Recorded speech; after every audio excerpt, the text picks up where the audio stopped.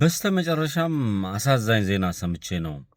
የፖለቲካው ምስቅልቅል፣ የኑሮ ውድነቱ፣ መከራው፣ ስደቱ፣ ረሃቡ፣ ስቃዩ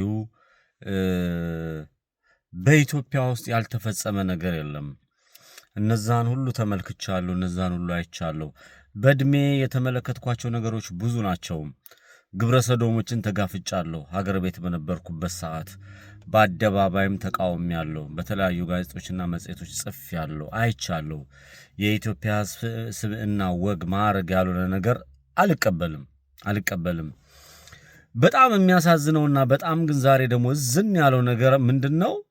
በኢትዮጵያ እግር ኳስ የሴቶች እግር ኳስ ብሔራዊ ቡድን የሚጫወቱ ከ80% በላይ የሆኑ ሴቶች የሌዝቢያንስ ተጠቂዎች ናቸው፣ ሴት ለሴት ግንኙነት የሚያደርጉ ናቸው የሚል መረጃ ስትሰማ ይሄ ማለት ሀገር እመራለሁ የሚለው አንድ የወሮ በላ ስብስብ ወይም ደግሞ ትልልቅ ሰዎች ያሉበት ወይም ደግሞ የሆነ እንኳን በእድሜ በሰል ያለ ይሄ ነገር ነውር ነው የሚል እንኳን የሌለበት የሃይማኖት አባቶች ይሄን ነገር አይተው ማውገዝ የማይችሉበትን ነገር ስመለከት በጣም አዝናለሁ።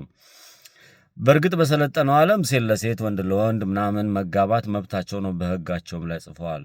ይህ ግን አስነዋሪ፣ በጣም አስነዋሪ የሆነ በኢትዮጵያ ታሪክ ውስጥ ጥቁር አሻራ ጥሎ የሚያልፍ ውርደት፣ ወራዳነት ወይም ደግሞ ይሄ የከሌ ልጅ ወይም ደግሞ የተረገምሽ ዘር ተብለው ሊነገሩ የሚገባቸው በኢትዮጵያ ሴቶች እግር ኳስ ብሔራዊ ቡድን ውስጥ የተሳተፉ ሴቶች በሙሉ ከያሉበት ተበትኖ እንደ አዲስ መሰራት እንዳለበት ይሰማኛል። አስተማሪውን እርምጃ ወራዳነት ነው። በቃ ወራዳ።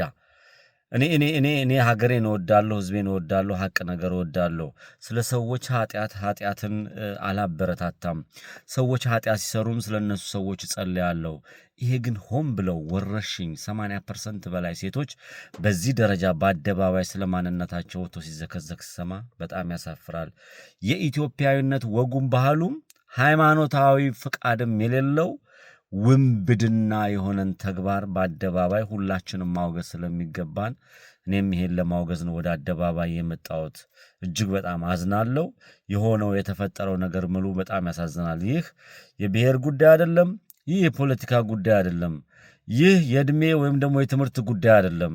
ይህ ሰው የሆነ በሙሉ ያቺን ምድር ላይ የሚኖር በሙሉ ሊያወግዘው የሚገባና በዚህ ተግባር ሲሳተፉ የሀገር ክብር የሀገር ኃላፊነት ተሸክመው በዚህ ስር መጠመጡ የነበሩ ሰዎች ከየአካባቢያቸው ተነስተው የተሻለ ሌላ ትውልድ አስተማሪ የሆነ ፊት ለፊት ቀርቦ ሊናገር የሚችል ብሔራዊ ቡድን እንዲገነባ ጥሬን አስተላልፋለሁ። ሀገር ያልፋል፣ እኛም እናልፋለን፣ ያሉ ፓርቲዎችም ያልፋሉ፣ ትልልቅ ሰዎች ያልፋሉ፣ ተተኪውም ያልፋል። ለትውልድ ግን ትልቅ አሻራ የሚጥልና በብሔራዊ ደረጃ ስም የተቀመጡ ሴቶች ይሄንን ነገር ሲፈጽሙ ማየት እጅግ በጣም ልብ የሚሰብርና የሚያሳዝን ሆኖ አግኝቼዋለሁ።